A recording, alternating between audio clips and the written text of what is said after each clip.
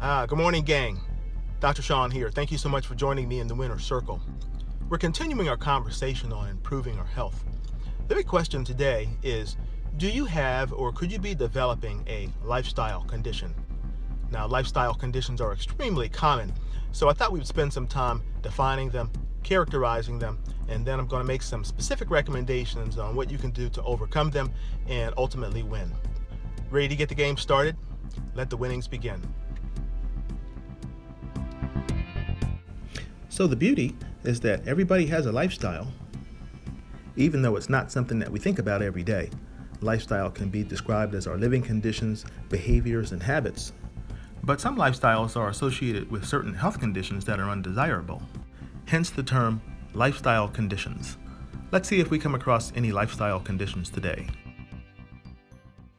Okay, gang.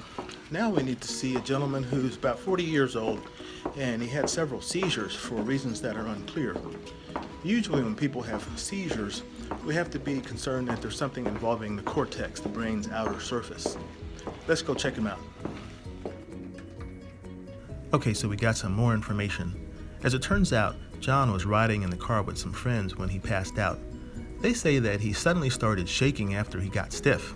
They said his eyes rolled back into his head, he had some shaking, he bit his tongue. Paramedics were called. By the time they arrived, the seizures had stopped. They said it lasted about 2 minutes.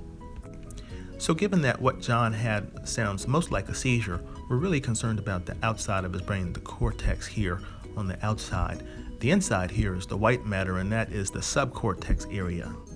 So I don't see any problems with his cortex, so let's look deeper.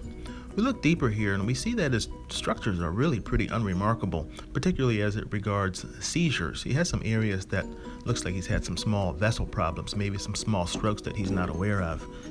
So far, this CAT scan is looking pretty unimpressive from the standpoint of seizures. But later, as we got more medical records, we realized that John had been taking Valium 4 times a day, but it was prescribed 3 times a day. Apparently, John had taken his last pill about 2 days before coming in with his seizure. So his seizure was likely due to medication withdrawal. So now we have to see a 77-year-old man who's had multiple episodes of passing out. And guess what it sounds like? Seizures. So when people pass out and they're unconscious or incoherent for minutes or hours, sounds more like seizure. So we look at the brain's cortex, because that's where seizures mostly come from. You'll notice that on the left side he had some dark areas. They were very much consistent with old strokes. Could that explain why his right hand shakes sometimes before he passes out? His wife asked. So, as we said before, if you develop sudden and severe pain, the best thing to do is call 911 and go to a hospital. However, once we get that resolved, it's best to get out. Nobody gets healthier in the hospital. Let's spend a few moments talking about some ways that we can improve our health condition. Increasing fruits and vegetables helps us to get the vitamins and minerals we need, as well as helps us to offset the calories associated with complex carbohydrates.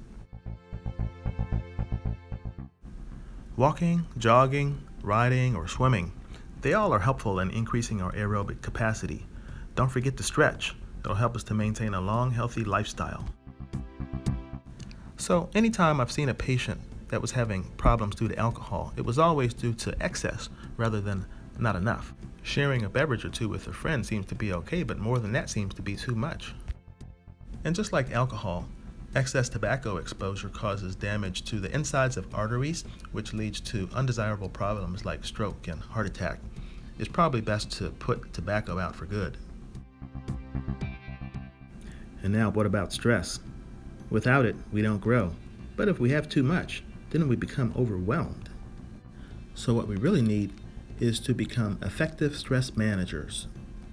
Of course, that's easier said than done. However, we know when we're overwhelmed because we're not getting the best out of our efficiency. If you have a good place to work and a good place to collect your thoughts at the end of the day and do some problem solving, you can begin to chip away at problems that seem like big boulders. You keep chipping away, and then your momentum enhances. Problems, hopefully you never run out, but you'll be stronger, and you'll be winning. And when you start winning, do the best you can to just keep winning. Dr. Sean here. Thank you so much for joining me in the Winner's Circle.